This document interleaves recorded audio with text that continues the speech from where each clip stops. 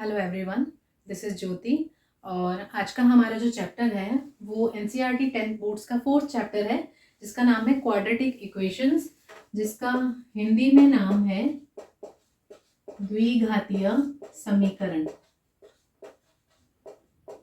क्या होते हैं द्विघातीय समीकरण या क्वाड्रेटिक इक्वेशंस? पहले आपको इक्वेशन पता होनी चाहिए। हमें पॉलिनोमियल के बारे में पता है। पॉलिनोमियल्स क्या होते हैं?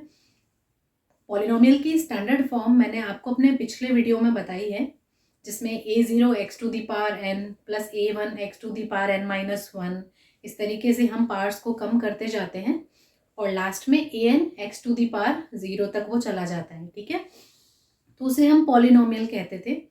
अभी अगर उस पॉलिनोमियल में इक्वल का साइन भी आ जाए तो वही पॉलिनोमियल अपना नाम चेंज कर लेगा और अब हम उसे इक्वेशन कहेंगे, मतलब समीकरण कहेंगे। तो बहुपद और समीकरण में सिर्फ इक्वल के साइन का फर्क होता है, बराबर के चिन्ह का फर्क होता है। ठीक है, अभी बात हो रही है क्वाड्रेटिक इक्वेशंस की, तो इसको भी हम पॉलिनोमियल की हेल्प से समझ सकते हैं। पॉलिनोमियल जो था, क्वाड्रेटिक पॉलिनोमियल हमने पढ़ा था। क्वाड्रेटिक पॉलिनोमियल क्या था? ऐसा पॉलिनोमियल जिसमें वेरिएबल की हाईएस्ट पावर 2 होती है, उसे हम क्वाड्रेटिक पॉलिनोमियल कहते हैं। तो क्वाड्रेटिक इक्वेशन क्या होगी? क्वाड्रेटिक नाम का मतलब अभी भी चेंज नहीं होगा, तो हम यहाँ कहेंगे ऐसी इक्वेशन जिसमें वेरिएबल की हाईएस्ट पावर 2 होगी, उसे हम क्वाड्रेटिक इक्वेशन या द्विघातीय समीकरण कहेंगे। ठीक है, अभी क्वाड्रेटिक इक्वेशन की स्टैंडर्ड फॉर्म देखें। मानक समीकरण जो है वो है ax² plus bx plus c is equal to 0 और a is not equal to 0, मतलब हाईएस्ट पावर का जो गुणांक है, जो कोफिशिएंट है, वो नॉट इक्वल टू 0 होना चाहिए। क्यों? क्योंकि अगर ये 0 हो गया तो उस केस में ये चीज हट जाएगी, 0 से गुणा होकर ये चीज हट जाएगी और bx प्लस c बचेगा। तो उस केस में ये डेफिनेशन फॉलो ही नहीं होती क्वाड्रेटिक इक्वेशन। दो घात, तो दो घात बचती ही नहीं है, सिर्फ ये बचेगा। इसलिए a is not equal to 0 लेके चलेंगे, मतलब a की 0 के अलावा आप कोई भी वैल्यू ले सकते हो। क्वाड्रेटिक पॉलिनोमियल सिर्फ इतना था, इक्वल का साइन नहीं था उसमें। अभी क्वाड्रेटिक इक्वेशन है तो उसमें इक्वल्स टू 0 इस तरीके से आ जाएगा। ठीक है, अभी हमें दो एग्जाम्पल्स देखने हैं जिनमें क्वेश्चन ये है कि चेक करो क्या ये क्वाड्रेटिक इक्वेशंस है या नहीं है। तो अभी ये स्टैंडर्ड फॉर्म में नहीं है। ठीक है, हम क्या करेंगे, इसको सॉल्व करेंगे, इसको सिंप्लीफाई करेंगे, सॉल्व करते जाएंगे। तो इससे फर्स्ट क्वेश्चन को हम लें, इसमें है x माइनस 2 का होल स्क्वायर। तो a माइनस बी का होल स्क्वायर कैसे खुलता है? a प्लस हो या माइनस बी का होल स्क्वायर हो, कैसे खुलता है? a square plus b square. अब अगर प्लस है तो प्लस आ जाएगा, माइनस है तो माइनस आ जाएगा, 2ab। ठीक है, खोलो इसको। कहने का मतलब फर्स्ट टर्म का स्क्वायर, सेकेंड टर्म का स्क्वायर, फिर जो भी साइन यहाँ पे है वो साइन लगाओ, 2 into first term into second term. तो वैसा ही यहाँ पे करेंगे। x और 2 है, फर्स्ट टर्म x है, सेकेंड टर्म 2 है, तो कैसे होगा? फर्स्ट टर्म का स्क्वायर प्लस सेकेंड टर्म का स्क्वायर, फिर माइनस है 2 into first term into second term. ठीक है, plus 1 is equal to 2x minus 3। Solve करो इसको। x स्क्वायर प्लस 2 का स्क्वायर हुआ 4 minus 2 into x into 2, 4x plus 1 is equal to 2x minus 3। और सॉल्व करें, x स्क्वायर माइनस 4x, 4 और 1 हो गया 5, इधर आ जाएगा 2x माइनस 3। हम क्या कर रहे हैं, x की हाईएस्ट पावर पहले लिख रहे हैं, फिर उससे कम वाली लिखेंगे, फिर उससे कम वाली लिखेंगे ताकि ये अरेंज हो सके टर्म्स एक जगह पे। तो x स्क्वायर पहले, उसके बाद में 4x। अब ये वाली टर्म जो राइट हैंड साइड में है x की, उसको भी इधर ले आओ, तो 2x जब इधर आएगा तो माइनस का 2x बन जाएगा। फिर प्लस का 5 माइनस का 3 इधर आएगा तो प्लस का 3 इज इक्वल टू 0। ये हुआ x स्क्वायर माइनस 4x और माइनस 2x हो गया माइनस का 6x, 5 plus 3 8 is equal to 0। यहाँ तक ये सिंप्लीफाई हुआ। अभी चेक करो क्या ये फॉर्म इससे मैच होती है। तो इसमें बोला x स्क्वायर का कुछ टर्म आएगा, फिर x का टर्म आएगा, फिर c आएगा, फिर इक्वल्स टू 0 आएगा। तो ये रहा x स्क्वायर का टर्म, x स्क्वायर का पद, फिर है x का पद, फिर उसके बाद अचर पद कांस्टेंट इक्वल्स टू 0। और शर्त क्या है, a नॉट इक्वल टू 0 होना चाहिए, मतलब x स्क्वायर का जो कोफिशिएंट है वो 0 नहीं होना चाहिए। तो एक्स स्क्वायर में कोफिशिएंट कुछ नहीं लगा रखा है, इसका मतलब 1 है यहाँ पे। 1 से मल्टीप्लाई होने की वजह से ही ये 1 लगा हुआ नहीं है, यहाँ पे सिर्फ एक्स स्क्वायर लिखा हुआ है। तो 1 0 के बराबर नहीं है, ए की वैल्यू 0 नहीं है, इसलिए ये स्टैंडर्ड फॉर्म है। इसलिए हम कहेंगे फर्स्ट जो इक्वेशन दे रखी है वो एक क्वाड्रेटिक इक्वेशन है।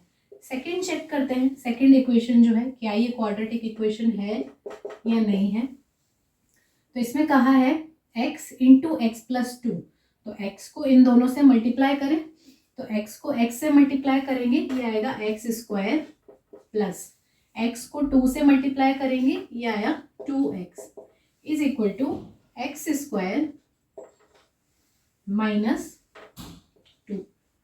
देखो इधर भी एक्स स्क्वायर है, इधर भी एक्स स्क्वायर है, आप चाहो तो एक्स स्क्वायर को इधर ट्रांसफर कर दो, उससे क्या होगा माइनस का एक्स स्क्वायर हो जाएगा, एक्स स्क्वायर प्लस का और माइनस का एक्स स्क्वायर कैंसिल हो जाएंगे। या फिर आप डायरेक्टली कैंसिल कर सकते हो, एक एक्स स्क्वायर मतलब एक टर्म लेफ्ट हैंड साइड में है और इक्वल की दूसरी तरफ सेम टर्म सेम साइन के साथ में राइट हैंड साइड में है, तो आप यहीं से कैंसिल आउट कर सकते हो इस चीज को, और ये बच गया 2x minus 2, sorry 2x is equal to minus 2। अभी 2 से 2 कैंसिल हो गया, तो हो गया x is equal to minus 1। इसको और सॉल्व करना है तो आप माइनस 1 को इधर ले आओ, प्लस 1 इज इक्वल टू 0। क्या ये फॉर्म इसके इक्वल आ रही है, ऐसी आ रही है? नहीं आ रही है। क्यों? क्योंकि एक्स स्क्वायर की टर्म ही नहीं है इसमें। एक्स स्क्वायर की टर्म कहाँ गई? इसको अगर आपको देखना है कंपेयर करके तो आप ऐसा लिख सकते हो, एक्स स्क्वायर की टर्म नहीं है, इसका मतलब एक्स स्क्वायर के साथ 0 गुणा हुआ होगा तभी वो टर्म हट गई। तो ये एक्स स्क्वायर की टर्म, ये एक्स की टर्म, ये कांस्टेंट है, एक्स स्क्वायर की टर्म, एक्स की टर्म कांस्टेंट इक्वल्स टू 0। पर प्रॉब्लम क्या है, एक्स स्क्वायर का कोफिशिएंट 0 है जो कि नहीं होना चाहिए, ठीक है, इसलिए ये क्वाड्रेटिक इक्वेशन नहीं है। सेकेंड जो है वो क्वाड्रेटिक इक्वेशन नहीं है। तो क्वाड्रेटिक इक्वेशन होने के लिए सिर्फ इतना नहीं देखना, ए की वैल्यू भी कंसीडर करनी है, नॉट इक्वल टू 0 आनी चाहिए, तब हम उसे क्वाड्रेटिक इक्वेशन कहते हैं, ठीक है। अभी हम देखेंगे रूट्स ऑफ क्वाड्रेटिक इक्वेशन। तो रूट्स का क्या मतलब है क्वाड्रेटिक इक्वेशन में, उसको समझने के लिए हम ये क्वाड्रेटिक इक्वेशन लेते हैं। पहले मैं आपको रूट्स की डेफिनेशन बताऊंगी, उसके बाद बताऊंगी कि क्या प्रोसेस है रूट्स निकालने का क्वाड्रेटिक इक्वेशन के लिए। तो रूट्स का मतलब क्या है, आपको x की ऐसी वैल्यू फाइंड करनी है, x का ऐसा मान फाइंड करना है जिसको अगर मैं यहाँ पुट करूँ x की जगह पे, तो जो ये इक्वेशन है ये एक ट्रू रिजल्ट दे, मतलब ये इक्वेशन सेटिस्फाई हो जाए। जब हम उसको सॉल्व करें तो सॉल्व करने पे लास्ट में जो रिजल्ट आए वो ट्रू रिजल्ट हो, मतलब ये इक्वेशन सेटिस्फाई होती हो। सॉल्व करके देखते हैं, हम रूट्स फाइंड करके देखते हैं, फिर आपको पता चल जाएगा कि रूट्स जो है वो एक्चुअल में क्या रोल प्ले करते हैं, उनकी क्या इंपॉर्टेंस होती है। तो किसी भी क्वाड्रेटिक इक्वेशन के रूट्स निकाले कैसे जाते हैं, उसके लिए आप क्या करोगे, देखो क्वाड्रेटिक इक्वेशन है, इसका मतलब वेरिएबल की हाईएस्ट पावर 2 होगी, ठीक है। तो आपके पास में स्क्वायर की टर्म होगी, 1 पावर की टर्म होगी और x की पावर 0 की टर्म होगी। कांस्टेंट का क्या मतलब है कि इसके साथ में x की पावर 0 है, x की पावर 0 इज इक्वल टू 1, तो इसके साथ में मल्टीप्लाई में अगर 1 लिखा जाए, 1 की जगह x की पावर 0 लिखा जाए तो कोई फर्क नहीं पड़ता। तो 3 टर्म्स होंगी आपके पास में, ठीक है। अब आपको कहा जाए कि रूट्स निकालो इसके, तो उस केस में आप क्या करोगे, अगर इक्वेशन अरेंज्ड नहीं है, मतलब इस तरीके से स्टैंडर्ड फॉर्म में नहीं है कि पहले स्क्वायर का टर्म है फिर एक्स का टर्म है फिर कांस्टेंट है, तो आपको उसे अरेंज करके लिखना है रूट्स फाइंड करने के लिए। ये ऑलरेडी अरेंज्ड है, स्क्वायर का टर्म है फिर एक्स का टर्म है फिर 0 का टर्म है, ठीक है। उसके बाद हमें हमारा जो प्रोसेस है वो शुरू करना है। तो इसमें हम क्या करते हैं, एक्स स्क्वायर का टर्म और कांस्टेंट टर्म यानी फर्स्ट और लास्ट टर्म को मल्टीप्लाई करते हैं, सिर्फ कोफिशिएंट, ये नहीं एक्स स्क्वायर नहीं, इसके साथ गुणा क्या हो रहा है वो चीज को। तो यहाँ पे 6 है, 6 का मल्टीप्लाई हम करेंगे लास्ट कांस्टेंट से विद साइन माइनस के 2 से, ठीक है। तो हमारे पास में आएगा माइनस का 12।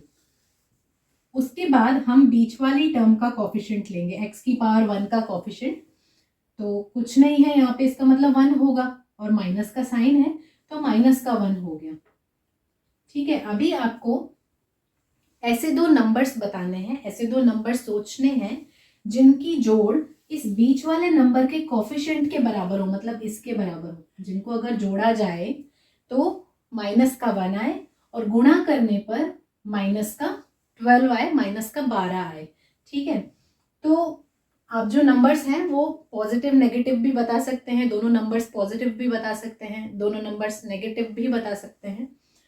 तो इमेजिन करना है, सोच के देखना है इसमें -1 कब आएगा, ऐसे कौन से नंबर्स हैं जिनको जोड़ने से -1 बनता हो और गुणा करने से -12 बनता हो। तो अगर हम रैंडमली भी सोचें तो -12 के दो पेयर्स तो हमें दिखते ही हैं, एक होता है 4 × 3, एक होता है 6 × 2। ठीक है, तो 4 जो 6 × 2 है, 6 और 2 का डिफरेंस अगर किया जाएगा तो 4 आएगा, इससे मैच नहीं करेगा। लेकिन आप 4 × 3 लेते हो तो 4 और 3 का जो डिफरेंस है वो 1 है, तो ये बन सकता है। ठीक है, तो हमारे पास में नंबर्स तो ये होंगे 4 और 3। अब हमें डिसाइड ये करना है कि कौन सा नंबर प्लस का लेना है, कौन सा माइनस का लेना है, क्योंकि 4 × 3 तो प्लस का 12 होता है और यहाँ माइनस का 12 आ रहा है। तो अगर मैं इसको माइनस लूँ तब भी इनका मल्टीप्लाई करने से -12 आ जाएगा, अगर मैं इसको माइनस लूँ तब भी -12 आ जाएगा मल्टीप्लाई करने से। तो किसको लिया जाए? सेकेंड रिजल्ट देखो, -1 बच रहा है, तो -1 कब बचेगा? जब बड़ा नंबर माइनस का होगा और छोटा नंबर प्लस का होगा, तब हम उनको जब ऐड करेंगे तो बड़े नंबर का साइन आएगा रिजल्ट में, है ना। तो -4 करें और +3 करें, तो जब इनको ऐड किया जाएगा तो आपका जो रिजल्ट आएगा इन दोनों का डिफरेंस होगा। एक्चुअल में अगर आप ऐड कर रहे हो, जोड़ रहे हो, तो एक्चुअल में तो ये घटेंगे ना एक दूसरे में से, क्योंकि साइन डिफरेंट है। तो 4 में से 3 गया 1, और साइन कौन सा आता है? बड़े नंबर का साइन आता है, तो माइनस का साइन आ जाएगा।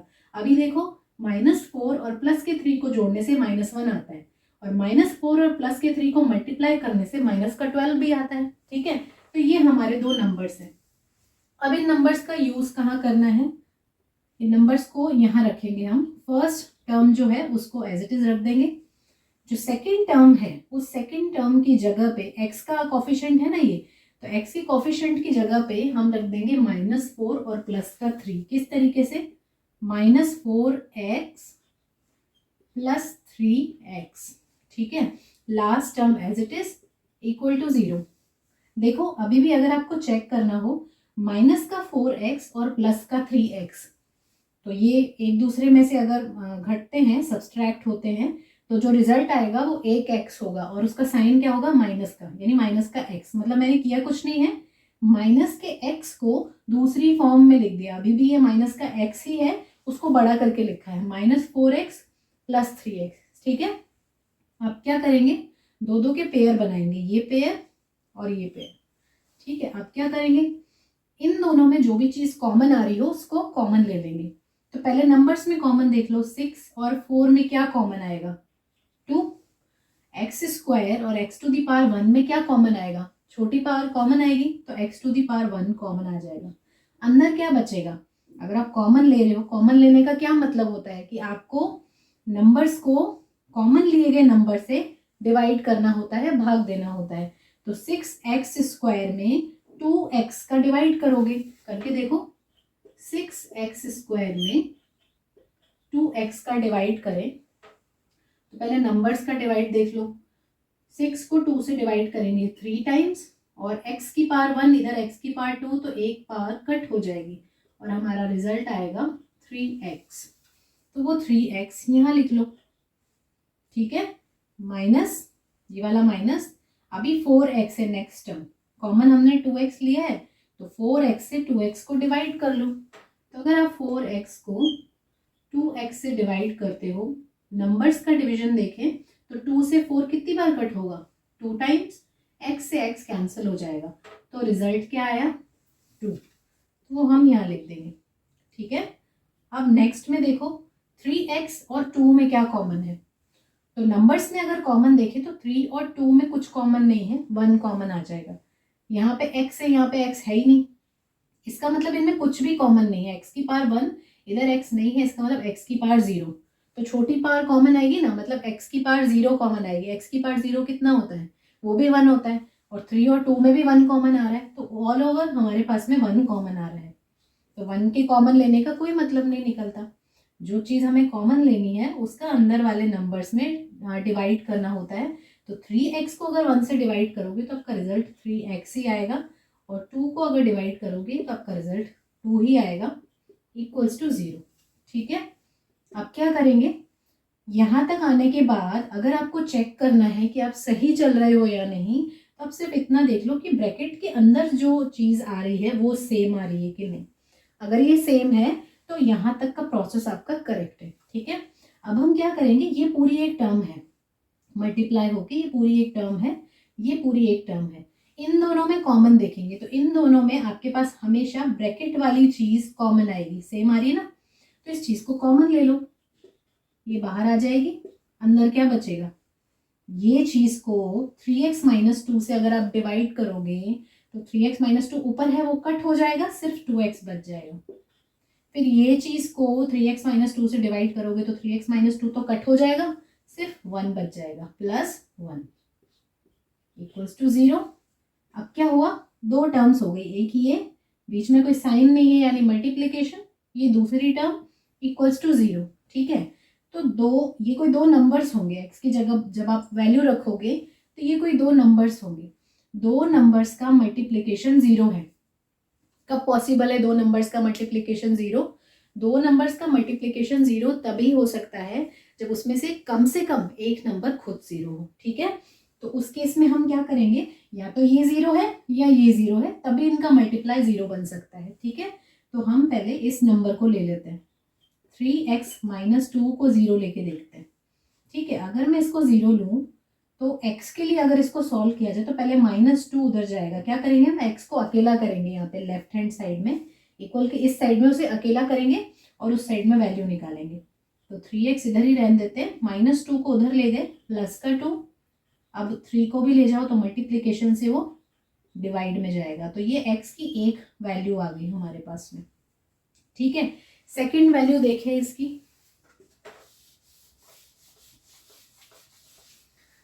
सेकेंड वैल्यू के लिए हम क्या करेंगे, ये दूसरे वाली जो चीज है, दूसरा टर्म जो है, इसको 0 रखेंगे, 2x प्लस 1 इक्वल्स टू 0। फिर से x को अकेला करेंगे तो +1 उधर जाएगा, -1, 2 उधर जाएगा तो मल्टीप्लीकेशन से डिवाइड में आ जाएगा, -1/2, ये आ गई दूसरी वैल्यू, ठीक है। अभी ये वैल्यूज क्या है, ये वैल्यूज इस इक्वेशन के लिए रूट्स कही जाती है। क्यों? क्योंकि इनमें से कोई भी वैल्यू x की जगह आप यहाँ पुट करोगे तो ये इक्वेशन सेटिस्फाई हो जाएगी, कहने का मतलब एक ट्रू रिजल्ट देगी।